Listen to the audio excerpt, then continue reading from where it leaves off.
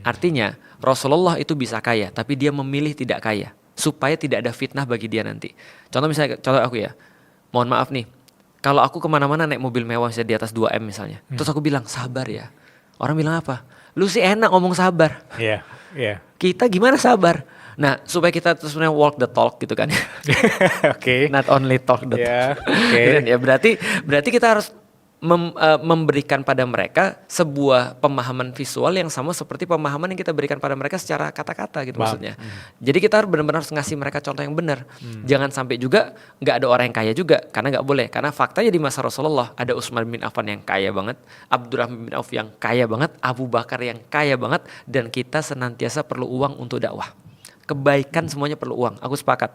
Tapi kalau kata-kata adalah kaya itu wajib, menurutku sih itu tidak terlalu tepat. Harus dikasih penjelasan. Mungkin konteksnya aku nggak pernah berdoa untuk Miskin. hidup sederhana ya, lebih tepatnya. Aku nggak pernah berdoa aku ingin hidup sederhana, tapi aku pernah berdoa dimudahkan rezeki aku. Iya. Tapi aku harus tetap bisa sederhana gitu. Kalau aku doanya apa ya? Aku doanya cuma satu sih. Aku cuma dari dulu berpikir begini, ya Allah, nggak semua orang layak untuk jadi orang kaya, maka buat aku jadi orang kaya. Oh.